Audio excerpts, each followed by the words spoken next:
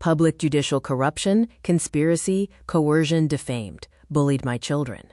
Pushed out of academic learning, ignored, unheard, neglected, deceived, deprived, decimated upbringing at the hands of South Burlington School Counselor, administration and the State of Vermont Department of Education, agencies of human service, judicial collaborative clandestine regime, laid to waste in self-decapitation, filled with imposed grim aching involuntary servitude. Hear the sadness, sorrows, traumatized soul of my Mamoni, whom I dearly love, care, and immortal soul I share.